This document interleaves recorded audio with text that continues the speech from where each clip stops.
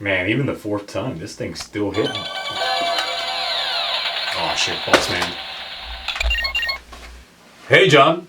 This is John Toei. I know. Great news. Due to the Bandai Direct, we're swimming in money. As such, I'm upping your pay. Real money this time? Even better. We're upgrading you from photo books to DVD. What? And you can talk about Sumuri now. You mean I can finally do this?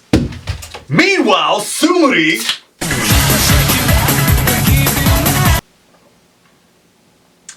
This doesn't feel right. Well,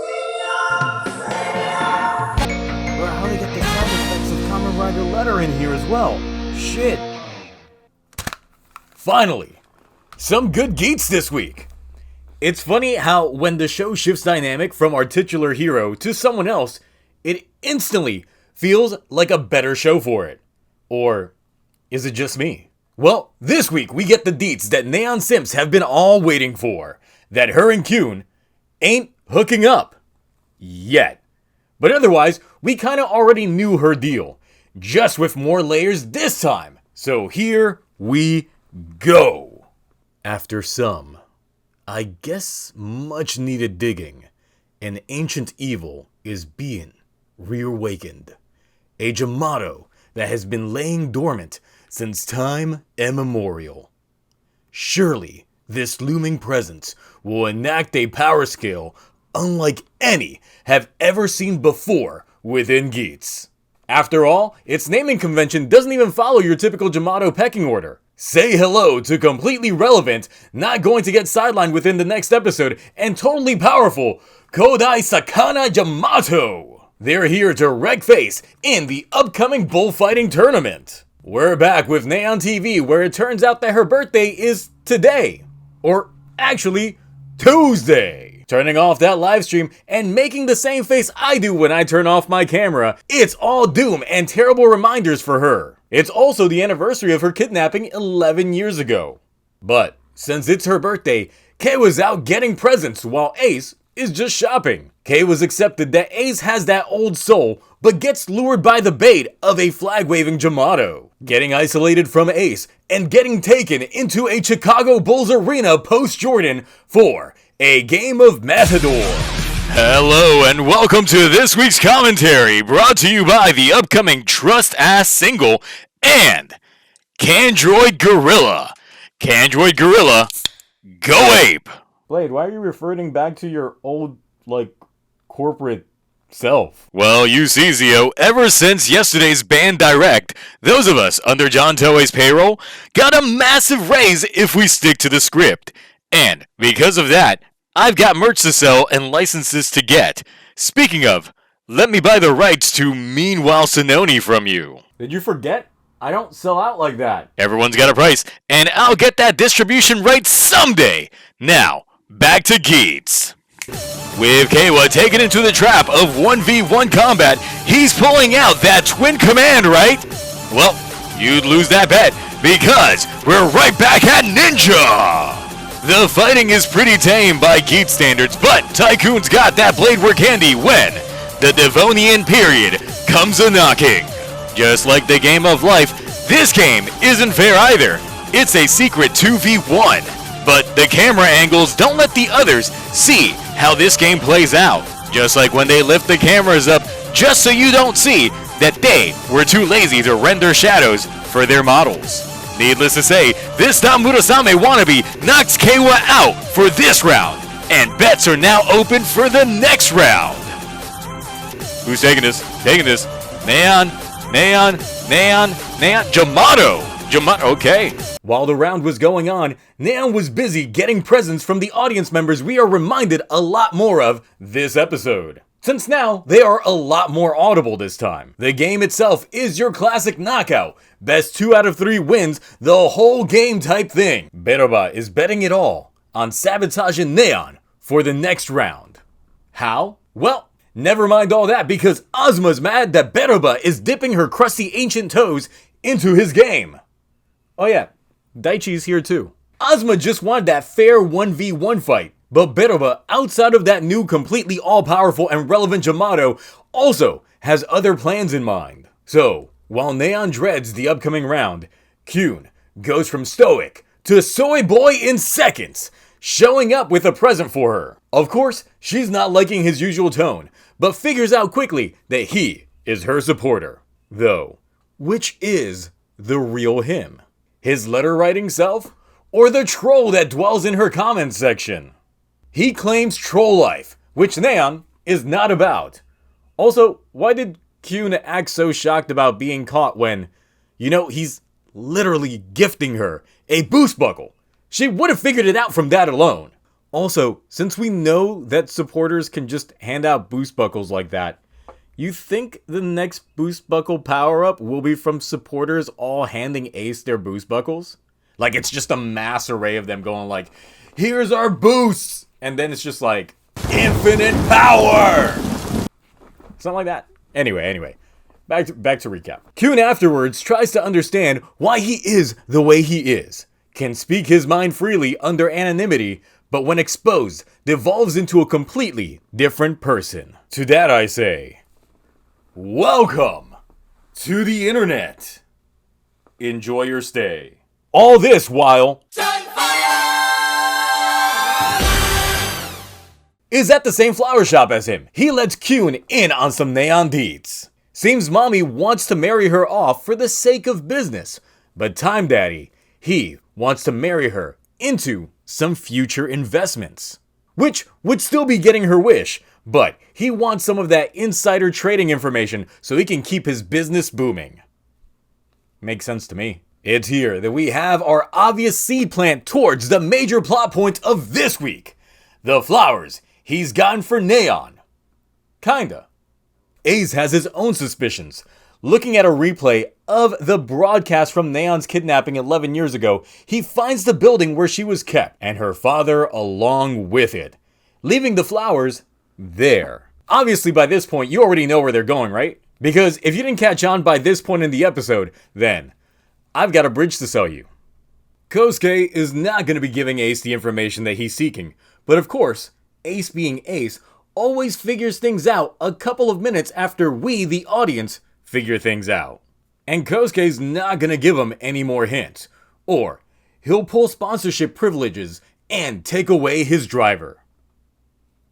Right, if you could do that from the start, then Girori went about things the wrong fucking way. Ace decides to bring the case directly to Neon, getting her side of what happened 11 years ago. She was kidnapped, brought home, but didn't have that cake. But of course, all of this is followed by Jamato waving that flag, running after him with clearly no one behind her in this long-ass passage when Ace suddenly takes her place. Can you taste that salt in the air? Because Benaba didn't want any of this. Also, I guess the ninja buckle favoritism was left behind just for Geats to pull a double. Hitting that tuck and roll, followed by a fake out kick and heel twist. So let's make the best use out of Revolve on this time around with grabbing with hands and throwing with feet into that puddle. What better way to deal with a water monster than fire? Well, that's not a Pokemon type advantage I saw coming. But let's see if Geats got that heat to beat those feet. Oh, sorry. We interrupt this ass-whooping for an important public service announcement. Since I recently have come under fire for stealing Zio's identity, I have taken matters into account and used it to open up a merch site. Meanwhile, Sononi merch is now available. Link in the description. You can't do that! The hell?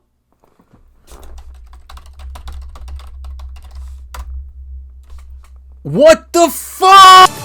That's right. So, as I continue making money off of your name, Benova decides to throw the game a curveball by revealing...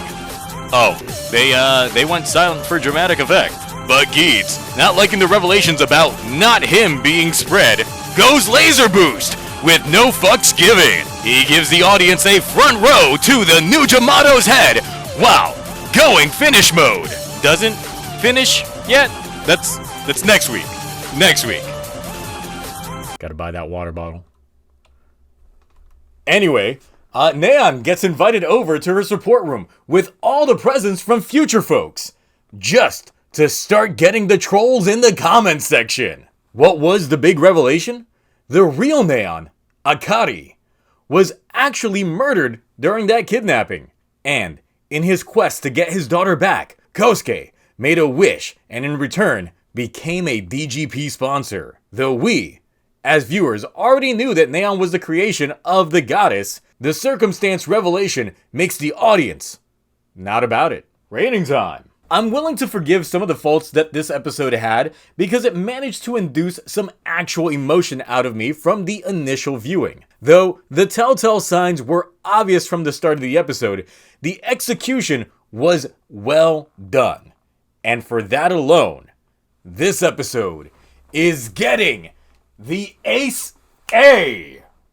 Here's the fault I have, and it really comes down to the writing style of this show. We have it time after time after time, where we aren't really allowed to marinate in the little seed plants. Instead, we get about 95% of them in the same episode where the payoff happens. Which makes me wonder if a lot of this stuff is actually pre-planned or a last-minute thing. We knew about Neon's initial kidnapping in earlier episodes, thus why her mother was so overprotective. And we later learned that Kosuke made a wish for a daughter. Now initially, I thought that both Kosuke and his wife just couldn't conceive, which is a very real issue that some couples have, and that he went ahead and just went the extra mile to get his child. And from what we've been shown so far, I was under the assumption that contestants get to make their wishes and speculated that sponsors, depending on who they backed, would get a wish in return as well. However, it looks like we might have gotten some real structural setup to how sponsors become sponsors. They need to have ties to something the DGP itself needs.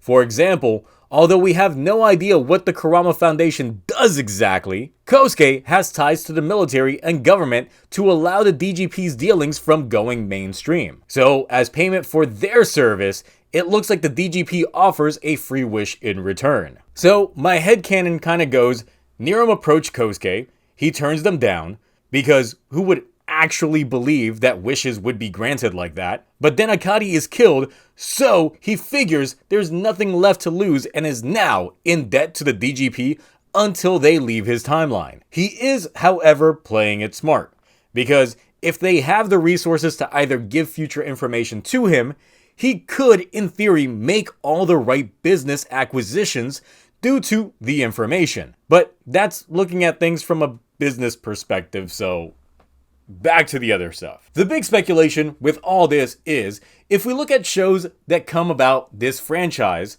the writers typically have some correlation to whatever they are fighting. So far within this show, Ace is the son of a former navigator / future person, potentially. Ozma is literally becoming a Jamato, and Neon is the construct of the goddess of creation. So, what's Keiwa's relation to the DGP then? The thing is, looking back, when his parents were killed, he was too young to remember anything about them. But this could end up playing into his own revelation, because otherwise, he's really just becoming overshadowed in this show, since he was placed front and center as the audience stand-in during the beginning, only to really just be background scenery. Also, this new Jamato that they showcased off, just to get his ass handed to him by Ace, it's odd that not only are they going outside the realm of chess, but Archimedo literally dug this dude up from a major excavation. Are they gonna give us any information on this Jamato, or is it really just gonna be a non-relevant imagery used just to set up the stage? Because if there's ancient Jamatos cooking, or there's something more that lies hidden in the past, then we gotta get into it. So, what did you think about this week's Geats? Neon actually being a copy of a dead girl, Keiwa still catching L's, and Ace bringing back the Boost Mark II. Bet. Anyway, that's it for me. I gotta go possibly buy this thermos. So until next time, bye.